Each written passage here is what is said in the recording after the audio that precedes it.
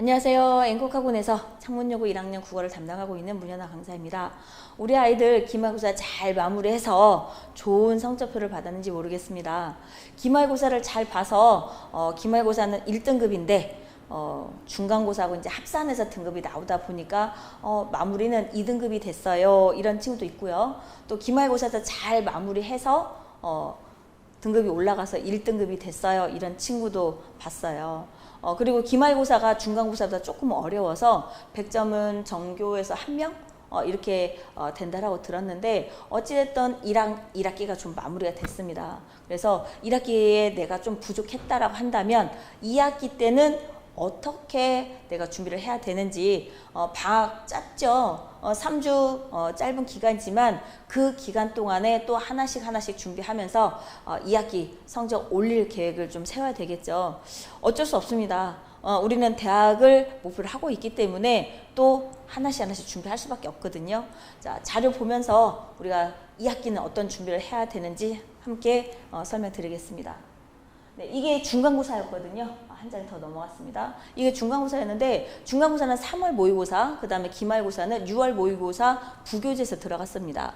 그리고 교과서 중심이 아니라 부교재 중심으로 그렇게 들어가다 보니까 아이들도 조금 당황스럽고 그리고 문제도 다 수능형의 문제로 나오고 있기 때문에 그 문제들을 어떻게 준비를 해야 되는지 아이들의 방법을 몰라서 실수하는 경우도 있었습니다. 중간고사는 현대시 중심으로 들어갔었고요.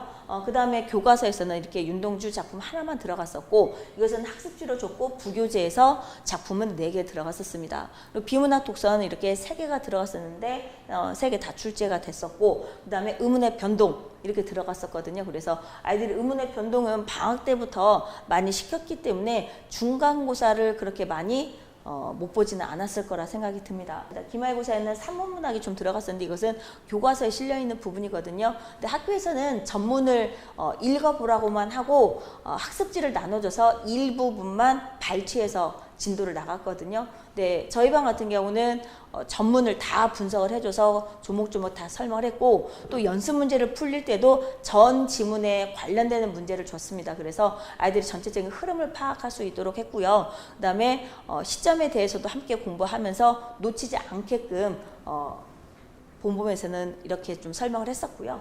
그 다음에 이제 중세국어 들었었는데 문제가 조금 많았습니다. 10문제 나왔었는데 중세국어를 조금 소홀했던 친구들은 여기서 점수를 많이 잃었지 않을까 이렇게 예상을 해보고요. 그 다음에 고전시입니다. 우리가 중간고사 때는 현대시 중심으로 나왔다라고 한다면 기말고사는 이렇게 고전시 중심으로 나왔었거든요. 이거는 고스란히 2학기 때 이렇게 반영이 된다라고 보여줬다라고 보시면 되겠습니다. 그래서 2학기 때는 9월 모의고사, 그 다음에 11월 모의고사 남아 있거든요. 그래서 그 자료입니다. 그래서 3개년 거를 학교에서 부교재를 갖고 있으면서 발췌해서 진도를 나가는데요. 2학기 때 중간고사 때는 현대시 중심, 그 다음에 기말고사에는 또 고전시 중심 이렇게 나눠서 진행하지 않을까 예측을 해봅니다. 그리고 문법은 안 들어간 적이 없었기 때문에 2학기 문법을 방학 때 좀 학습을 해야 됩니다. 자료 보면서 더 자세하게 설명드릴게요. 그다음 비문학 독서는 중간 때는 3개가 들어갔었는데 기말고사 때 지금 2개로 줄였거든요. 여기서 줄어든 문제가 다 문법 문제로 갔다라고 보면 되겠습니다. 그래서 문학은 비슷한 문제, 문항이 비슷하게 출제가 됐었는데 문법에서 문항수가 좀 많아졌다라고 보면 되겠습니다. 이게 중세국어입니다. 중세국어 10문항이 나왔는데요. 제가 그 중에서 반절 5문제를 지금 펼쳐놨거든요. 학교에서는 세종 어제 훈민정음만 진도를 나갔고 그 외 것들은 지금 여기 맨 처음에 있는 게 훈민정음 어제본이거든요. 기본적인 문제예요. 저 문제를 틀리는 아이들은 없을 거고요. 그 다음에 뒤에 이제 나와 있는 부분들이 고3 문제 유형이라고 보면 되겠습니다. 그래서 고3 수능 특강에서 따온 지문도 있고요. 고3 모의고사에서 따온 문제도 있고요. 그래서 선택지는 물론 바뀌었습니다. 선택지는 물론 바뀌었는데 보기가 그대로 가져오는 부분들도 있었습니다. 그래서 아이들한테는 수업 시간에 수능 특강에 있었던 문제들 그 다음에 고3 문제들 이런 것들도 비슷하게 썼던 부분입니다. 그래서 아이들이 조금 어려웠던 부분들은 뭐냐면 이 5번 문제에서 보면은 체언이다, 조사다, 라고 해서 우리가 1학기 때 문법을 하면서 품사가 중요해 라고 이런 것을 제가 강조를 했었거든요. 중세국어에서 왜 현대문법이냐. 여기 끝에 있는 이제 10번 문제거든요. 10번 문제도 현대문법을 잘 이해하지 못한 아이들은 문제를 놓치는 수밖에 없는 상황이 됐거든요. 왜냐면 선택지에 어근이라는 말, 어간이라는 말, 그 다음에 엄이라는 말, 선어머럼이라는 말, 이런 것들이 이제 풀이가 되다 보니까 보기에서 살짝 설명이 되어져 있지만 그 어휘의 의미들을 정확하게 파악하지 못한 친구들은 이 문제를 좀 놓쳤어요. 이 문제를 좀 놓쳤고, 그다음에 이 문제도 좀 틀린 아이들도 있고요. 5번하고 10번 문제. 그래서 우리가 2학기 때도 문장 성분이 들어가는 부분들, 그다음 피동사동을 공부하는 부분이 있는데요. 거기서 시제에서 선어머럼이, 어머럼이 또다시 공부를 해야 됩니다. 선어머럼이, 어머럼이 들어가게 되면은 품사 얘기 또 나오고, 어근이라는 말, 어간이라는 말 또 구분을 해야 되거든요. 그리고 2학년 올라가서 창문여고는 1학기 때 언어와 매체라고 해서 문법을 좀 다룹니다. 그래서 문법을 다른 학교보다 많이 다루는 학교이기 때문에 어차피 우리는 문법을 차곡차곡 개념을 잘 정리를 하고 있어야 돼요. 그래서 2학년 올라가기 전에 겨울방학 때 문법을 한번 쭉 다룰 거고요. 그 다음에 지금 여름방학입니다. 여름방학 지난주부터 수업을 진행을 했는데 문장 성분 하면서 품사 필요한 부분들 또 펼치면서 복습시키고 이런 것들이 이렇게 연결이 되는 거야. 이번 시험 범위에 2학기 때 너희들이 높임법이 들어가고 시제가 들어가고 피동사동이 들어가는데 이렇게 연결이 될 거야 라고 해서 설명을 합니다. 그래서 아이들의 응용력을 키워야 되거든요. 응용할 수 있는 부분들, 그래서 많은 이론을 접목시키는 부분들이 되는데 시험 범위에 있는 내용만 공부해서는 안 되는 학교죠. 시험 문제가. 그래서 응용할 수 있는 그런 응용력을 향상시켜야만 상위권을 차지할 수 있는 그런 부분이 되겠죠. 그래서 여기도 보면 현대문법입니다. 현대문법. 그리고 여기서 용언의 어근이다, 명사의 파생 전미사다. 파생 전미사가 뭐였을까? 파생어를 만드는 부분들, 합성어를 만드는 부분들도 했어야 되는 부분이거든요. 그래서 이런 부분들은 수업 시간에 좀 다뤘었고요. 그 다음에 높임법, 피동사동이 우리가 이번에 2학기 때 들어가는 부분들인데 여기서 높임법이 좀 나왔었거든요. 그래서 현대문법에서 높임법을 같이 설명을 했었습니다. 중세국어 들어갔을 때. 그래서 약간의 문제도 좀 풀렸었고 그래야만 중세국어에서 적용해서 문제를 풀 수 있기 때문에 그래서 높임법 문제가 지금 2개가 되는 부분이거든요. 그리고 이거는 예시를 배우지 않았던 부분들 물론 현대 풀이를 줍니다. 그래서 아이들한테 어떻게 접근해서 문제를 풀어야 되는지 현대 풀이를 줄 수밖에 없다라고 설명을 좀 했었거든요.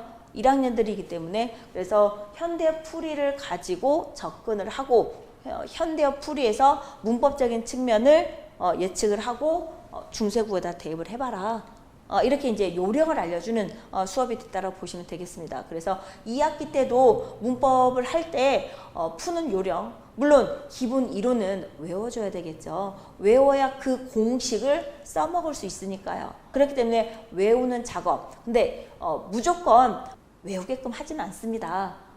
이해를 바탕으로 해서 또 기본적인 거 품사하고 문장 성분도 하고 이해를 바탕으로 해서 외우게끔 하지 무작정 이거 외워 안 외우면 안 돼 이렇게 하지는 않습니다. 그래서 응용력을 키우기 위해서는 기본 바탕이 깔려 있어야 되거든요. 그 기본 바탕이라고 하는 부분이 품사하고 문장 성분이라고 보면 되겠습니다. 그래서 이번에는 혼문장, 견문장도 살짝 하고 있어야 되는 상황이라서 좀 2학기 문법도 어려운 파트가 남아있다고 보면 되겠습니다. 네, 중세국어는 이렇게 됐었고요. 그래서 보기를 많이 활용하는 학교다. 그래서 모의고사 수능형의 문제다라고 보시면 되겠습니다. 문학도 마찬가지입니다.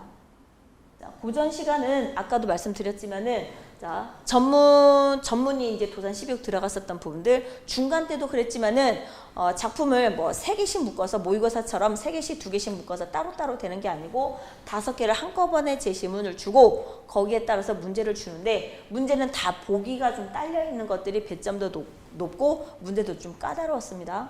그래서 비교 분석하는 부분이 됩니다. 비교 분석하는 거. 그래서 보기를 통해서 가를 비교 감상한 거다라고 해서 다른 시가 제시가 됐었거든요. 다른 시도 해석할 수 있어야 되는데 다른 시가 또 고전이었어요. 그러다 보니까 아이들이 이 문제를 조금 놓쳤던 아이들이 좀 있어요. 이 문제. 그래서 4.1점이나 되는 이제 배점이 높은 문제였는데 한 개를 틀려도 이 문제를 틀렸다고 한다면 2등급이 될 수도 있는 이런 부분이 되는데 이번에는 하나 틀렸다고 해서 배점이 높다라고 해서 2등급으로 떨어지지는 않을 것 같아요. 기말고사 부분은. 그래서 기말고사 부분이 중간보다는 조금 어렵게 출제됐다라고 보시면 되는데 중세국어 때문에 그렇습니다. 중세국어. 근데 2학기 때도 문법이 남아있는데 문법이 8문제에서 10문제 정도 출제가 될 것 같거든요. 그렇기 때문에 우리는 문법을 꽉 잡아야 되겠습니다. 그리고 문학은 고전시가 기말고사에 들어가게 된다면 중간고사 끝나고 고전시를 공부하는 게 아니고 여름방학 때 고전시, 현대시 함께 진도를 좀 나갈 겁니다. 2학년 대비도 해야 되거든요. 그래서 우리가 문학작품이라고 하는 부분이 시험 범위에 있는 것만 공부한다고 해서 성적으로 이어지진 않습니다. 그렇기 때문에 좀 확대해서 공부를 하고 스스로 문학작품을 이렇게 해석할 수 있는 그런 능력을 길러야 되는 그런 부분이 됩니다. 그리고 여기서 이제 선택지입니다. 보기는 가에 의해서, 보기와 기억은 모두 다 기억은 보기에 비해서 이런 말들을 잘 이해해야 되거든요. 근데 이런 작품은 제대로 이해했는데 여기 나오는 선택지에서 이해가 안 돼서 틀린 아이도 있어요. 그래서 이런 부분은 문제를 안 풀어봐서 그렇거든요. 문제를 안 풀어봐서 그렇고 다 비교 분석하는 부분들 그리고 선택지도 길어지고 있죠. 1학기 때보다 선택지가 더 길어졌다고 보면 되겠습니다. 이것은 2학기 때 가서 더 심해지고요. 2학년에 가서도 문제 난이도는 더 3학년에 가깝게 수능에 가깝게 이렇게 출제가 된다고 보면 되겠습니다. 문학은 계속 이렇게 중간하고 기말하고 현대시 중심이다 혹은 이제 고전시 중심이다 이렇게 나눠질 것 같아요. 작년에도 그랬었던 부분이고요. 네. 그 다음에 산문문학입니다. 산문문학은 실수는 아이들 없어요.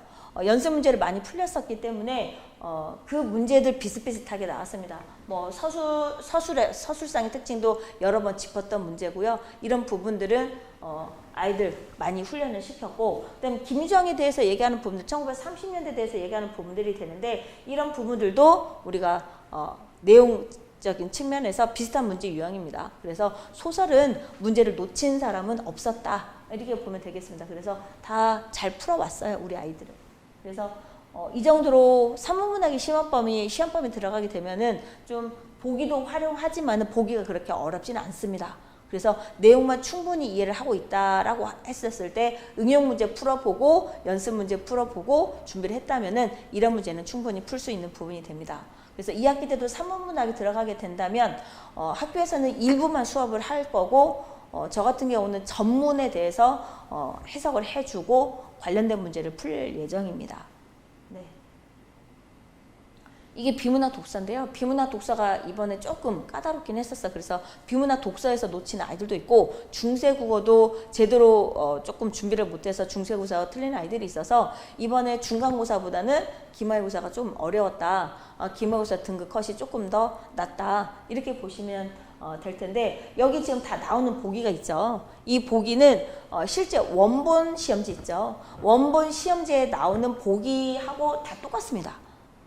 그래서 이번에는 그림이 많고 표도 있고 그렇기 때문에 이거 그대로 응용한다, 그대로 나올 거다 언급을 했었습니다. 언급을 했었고 이 선택지 내용이거든요. 이 선택지 내용만 선생님들이 바꿔서 시험 문제 낼 거야. 그래서 이 선택지에 대해서 풀이를 한 게 있거든요. 해설지를 같이 놓고 옆에다 보면서 1번 해석, 1번이 왜 답인지, 2번이 왜 답인지, 3번이 왜 답이 아닌지 이런 것들을 조목조목 비교하면서 아이들한테 보게끔 하고 그렇게 풀이를 좀 해줬었습니다. 그래서 본문 이해는 당연한 거고요. 본문 이해는 당연한 거고 문제가 어떻게 출제가 됐는지 문제를 어떻게 응용해야 되는지 그 부분에 대해서 설명한다라고 보면 되겠습니다. 그래서 비문학 독서는 계속해서 문제를 모의고사입니다. 9월 모의고사 5개년 거를 저는 풀릴 건데 거기다 2학년 것도 갖다가 풀릴 거예요. 물론 학교에서는 9월 모의고사 중에서 3개년 것 중에서 2개나 3개 선별해서 시험 범위를 정하겠죠. 그렇다고 해서 이거가 선별될 거야, 이거가 선별될 거야. 그래서 콕 집어서 그것만 학습시키지는 않고요. 시험 범위 나오면 그때 가서 집중해서 또다시 분석하면 되는 거고 우리가 연습 문제 풀어볼 때는 이 선택지거든요. 이 선택지의 말들을 잘 이해를 해서 내가 잘 판단하고 정답인지 아닌지 일치 여부도 판단해보고 설명이 보기하고 보기의 내용을 잘 적용했는지 이런 것들을 이 선택지를 구분하는 거, 이 선택지의 말을 익숙해져야 되겠죠. 이 선택지를 구분하는 방법에 대해서 구분하는 거가 이제 습관이 돼야 돼요. 그렇기 때문에 5개년과 문제를 풀리는 과정에서 비문학 독서도 설명할 거고 고2 것도 문제를 갖다가 풀린다라고 말씀드리는 거거든요. 그래서 우리가 시험법에는 정해지지만은 이 선택지의 말들이 바꿔서 나오기 때문에 보기를 읽는 거, 보기가 나와 있는 거, 그림이 있는 거, 이런 표가 있는 거 우리가 자꾸 문제를 풀어봐야 됩니다. 그래서 그런 연습을 방학 때 시킨다라고 보면 되겠습니다. 시험지 보면서 하나하나 짚어보면서 어떻게 할 거다라고 말씀드렸는데요. 저는 이제 갈래별 기본 개념은 다 합니다. 그래서 지금 1학기 때도 현대시 나왔지만 현대시 이론 우리가 여름방학 때 또다시 반복 들어갈 거고요. 고전시도 시조만 들어갔다 가사가 들어갔다 우리가 모의고사에서는 고려, 가요, 고려시대 거가 출제가 되진 않았어요. 하지만 2학년 넘어가게 되면은 시대별로 필요한 작품들이 있고 주제별로 필요한 작품도 있거든요. 그래서 갈래별 기본 개념 정리를 하면서 또 시대별로 어떤 특징들을 갖고 있는지 그런 부분들도 접근시키면서 학습시킬 예정이고요. 그다음에 문법은 이론은 계속해서 반복할 수밖에 없어요. 아까도 말씀드렸지만은 단순하게 시험 범위에 있는 내용만 공부를 한다라고 해서 성적이 쑥 올라가는 건 아니거든요. 그 문제를 풀기 위해서 그 시험 범위에 있는 문제를 풀기 위해서는 품사하고 문장 성분 그 외 것도 필요한 부분들 합성어, 파생어도 알아야 되고 어근도 알아야 되고 어간도 알아야 되고 선어말어미, 어말어미를 구분할 줄 알아야 된다. 이런 부분들 계속 강조했었거든요. 이게 이제 높임법하고 시제, 피동사동에서 필요한 부분이 됩니다. 그렇기 때문에 어근이 나오는 부분들, 합성어, 파생어, 그 다음에 어간이 나오는 동사, 형용사 이런 부분들도 다시 한번 공부를 시킬 예정입니다. 그래서 응용문제, 관련된 응용문제는 많이 풀릴 예정이고요. 그래서 총정리 그리고 저는 모의 시험을 좀 봅니다. 아이들이 시간이 부족했던 부분들 첫 번째 중간고사에서 시간이 부족했던 아이들이 있었기 때문에 저는 시간을 재고 문제를 풀자. 자 이거는 5분 안에 지문을 읽어보자. 문제를 풀 때는 10분 안에 지문 읽고 문제 풀어보자. 이렇게 제한 시간을 두거든요. 이거는 우리가 내신 대비만 필요한 게 아니고 나중에 수능을 볼 때도 굉장히 필요한 부분이 됩니다. 우리 아이들은 누구나 다 수능을 봐야 되거든요. 수시에서 100% 된다라는 보장도 없고 수시에서 내가 수능 최저를 맞춰야 되는 그런 상황이 벌어질 수도 있거든요. 그래서 수시는 놓치는 맙시다. 대신에 우리가 안전하게 모의고사 준비하면서 정시도 생각은 하고 있어야 됩니다. 정시도 우리가 보험은 드러나야 되겠죠. 그렇기 때문에 창문여고는 그 연습을 좀 시켜준다라고 보면 되겠습니다. 그래서 시험 범위에 이렇게 모의고사가 들어가는 친구들이 다른 학교 친구들에 비해서 수능 모의고사 이 부분에 있어서는 성적이 조금 좋거든요. 그런 면에서 본다면 창문여고가 잘 하고 있다, 아이들을 잘 해주고 있다, 케어를 해주고 있다. 물론 시험 문제는 어렵지만 네, 그렇게 해서 우리 아이들이 성장하고 있다라고 보시면 되겠습니다. 네, 그래서 학교 수업에 맞춰서 좀 접근시키려고 하는 부분들이 된다라고 보면 되겠습니다. 네, 지금 이제 현대시, 고전시 함께 진도 나갈 거고요. 그 다음에 문법은 2학기 문법하고 연결시켜서 품사 앞에서 말씀드렸죠. 그 다음에 문장 성분, 변문장도 해야만 높임법을 연결시킬 수가 있어요. 그 다음에 피동사동이 조금 어려운데 피동사동 문제가 단순하게 그 원리만 안다라고 해서 문제 풀 수 있는 게 아니라 여기서 피동사동이 접사가 좀 겹치는 게 있어요. 그래서 문장 성분도 잘 파악을 해야 되는 상황. 그렇기 때문에 이 부분은 문제를 많이 풀릴 예정입니다. 그리고 비문학 독서는 어차피 2학년, 3학년 올라가서도 내신 대비에 들어가는 부분들 그렇기 때문에 꾸준히 공부할 수밖에 없어요. 그래서 지문을 어떻게 읽어야 되는지 또 시간을 어떻게 단축시켜야 되는지 그런 부분에서 많이 읽히고 많이 풀리고 훈련을 시킬 예정입니다. 네. 그래서 저는 오답 노트를 반드시 쓰게끔 하거든요. 그래서 클리닉 시간에도 주말에 클리닉을 하는데 시험 범위 내에 있는 거 방학 때는 이제 모의고사하고 품사를 좀 훈련을 시킬 건데 그 부분에 대해서 반드시 틀린 문제는 조목조목 적고 본인 틀린 문제에 대해서 다시 한번 찾아볼 수 있게끔 하거든요. 그래서 틀린 문제는 누구나 다 달라요. 그렇기 때문에 상세하게 정리하고 테스트하면서 틀린 문제는 정리를 해보자. 이렇게 돼서 아이들 통해서 본인이 스스로 틀린 부분을 점검할 수 있도록 그렇게 수업이 진행이 된다라고 보면 되겠습니다. 그리고 아이들한테 문제를 줄 때는 이제 단원별로 필요한 부분들 문법은 문법대로 그 다음에 문학은 문학대로 이렇게 따로따로 나가기도 하고요. 문제를 편집해서 그리고 시험 기간에는 다 종합해서 100문제씩 혹은 150문제씩 이렇게 아이들 일주일 과제를 주거든요. 그렇게 해서 정리할 수 있도록 하고 있습니다. 그리고 방학 때는 이렇게 이제 모의고사거든요. 이거는 실제로 지금 적어놨던 부분들이 되는데 이걸 적어놓고 보면은 본인이 어느 분야가 부족하구나 이런 부분들이 나오거든요. 그래서 우리가 문학도 고전 시가 어렵냐 아니면 현대시를 어렵게 푸냐 혹은 이제 고전 산문을 많이 틀리긴 하는데 고전 산문을 놓치고 있느냐 이런 분야거든요. 근데 문학은 학년 올라가면서 하다 보면은 문학은 잘 잡아져요. 문학은 잘 잡아지는데 우리가 비문학 독서가 난이도가 확 달라지는 부분들, 그 다음에 이제 화법과 작문을 선택하는 친구들에서 화법과 작문이 난이도가 확 올라간다라는 거, 이런 부분들이 되는데, 우리 이제 창문여고는 2학년 올라가서 언어와 매체 문법을 한다라고 했잖아요.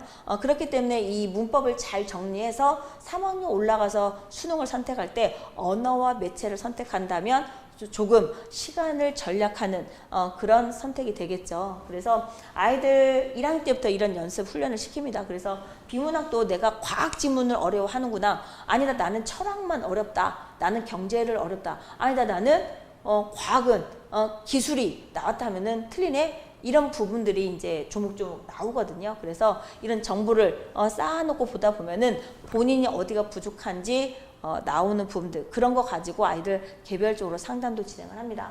그래서 점수 관리도 하지만은 어느 분야가 약한지 이런 부분들을 체크해서 간다라고 보면 되겠습니다. 이건 방학 때 진행을 하고 있는 부분이고요. 네. 그리고 방학 때 이제 소설도 좀 읽히는 부분들이 되는데, 이것은 2학년 준비, 3학년 준비라고 보면 되겠습니다. 그래서 일주일에 하나씩, 많게도 아니에요. 그냥 이제 줄거리 요약해보자.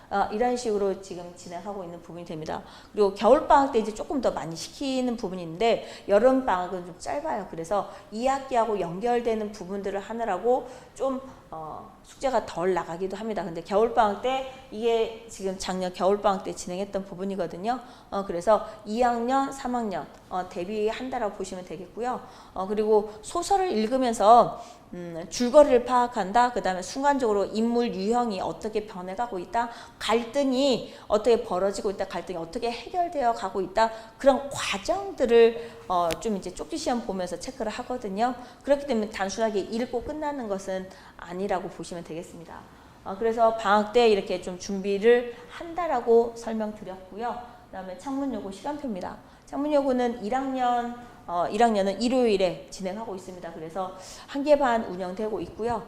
그래서 아이들 집에서 조금 퍼져 있지 말고 2학기 계획 세워서 다시 한번 또 시험 준비를 좀 해봤으면 좋겠습니다.